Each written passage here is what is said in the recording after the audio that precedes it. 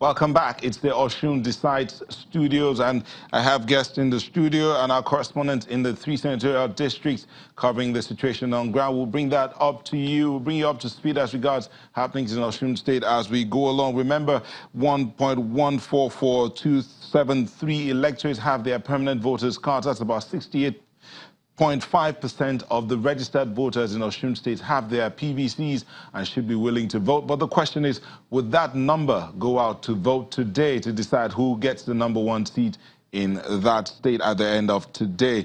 The age range of the contestants, 48 of them, the youngest being about 33 and the oldest being just above 60 years. What would the electorate decide? How would they vote? Well, that's their decision to make. But as regards opening up the electoral terrain, how deployment of security personnel is not exactly helping the situation, even to stop the trend of vote buying. How would all of that work? My guests in the studio here say that we need to open up the electoral terrain, the political terrain, and make it an open playing field.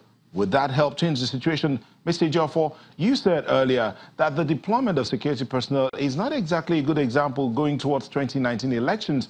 And then that issue, you were happy about the don't take your camera into the polling booth directed by INEC. But then my guest here in Lagos believe that that won't even change the situation as regards vote buying. Do you agree? Well, taking cameras into or phones into the booth will not stop vote buying, because the transactions must have been concluded before coming to vote. You know, initially, why I think INEC introduced this issue of phones is just that you have to show evidence on which party you voted for and come and collect your money. But the transaction now is before the election, or before casting of votes. But I still want to appeal that it's up to the electorate to collect their money and vote their conscience. What we're after is good governance. It's unfortunate and sad that our political process is highly monetized, and it's caused by our elites who look at politics as investment. If they come out for service, I think they shouldn't be spending such money. And that is why you hardly find good people get involved in politics, very few of them, because they don't have the money. So the good people cannot make the kind of money they're making to invest in politics. I think we need to open the space, even though we have laws regulating spendings in campaigns. I don't think that law is being implemented. So I think the government should go hard. The law enforcement agents, I think that's what they should concentrate their efforts. INEC in particular must monitor spendings of political parties and candidates. So I think we have to open the space, make it less attractive, and there's no way we can do it better than restructuring the country. The center is very strong, so everybody wants to be at the center, both the state, federal, and local government levels. So if we open the space, I think more people will get involved in politics. Because of the heavy monetization of the process, I think that's why most people don't get involved in politics, including women.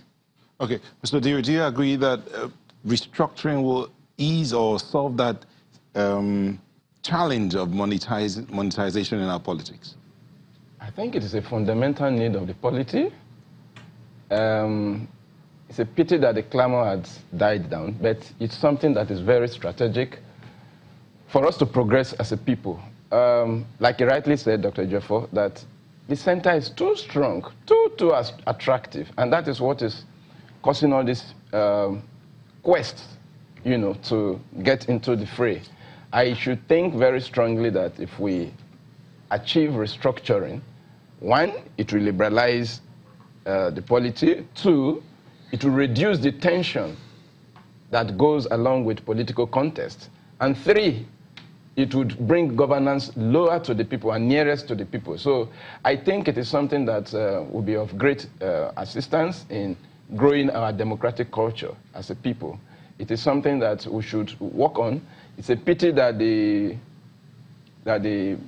present government seems to be lackadaisical about it. They had promised it at the beginning, but I think the El-Rufai committee did not seem to have pushed enough to get it taken, absorbed as a program of the party.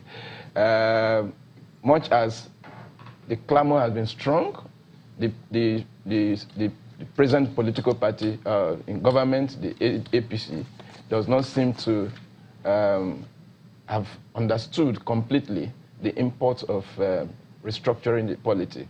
This is especially as the Vice President, Professor Shimbado, had, so to say, dismissed it, that it is not what Nigeria needs. I think it is something that would reduce a lot of troubles that's in the polity. So I think if we do go into restructuring, it would achieve a lot of things for us as a people.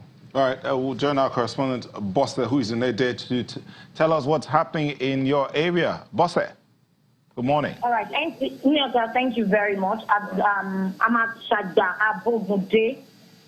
That's the polling unit where the People's Democratic Party candidate is expected to cast his ballot. There are several polling units on this area. At the moment, it is peaceful. Accreditation commenced at 8 a.m. and voting also simultaneously.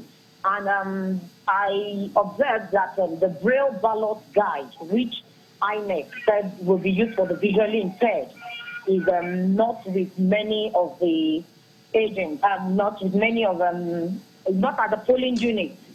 And I asked, and they said they were not given that. They were told that if any visually impaired comes around with an assistant, that they should allow the assistant to cast the vote. So at the moment, everywhere so people are going about casting their ballot, and there's nothing that is different from what it should be at the moment. Okay, so what you're saying is that the innovation that INEC said they were introducing is not exactly spread across, and so even the visually impaired may not be able to vote. Yes. But what do you think about the mood of the people so far that you've spoken to? What are their expectations? Do you have an idea?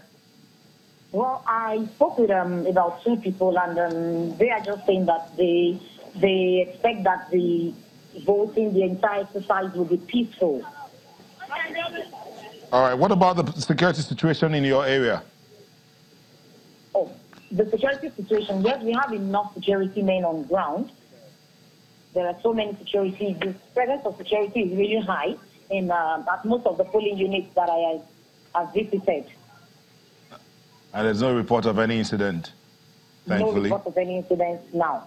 All right. Thank you very much, Bosse. We'll get back to you in the course of the programming today.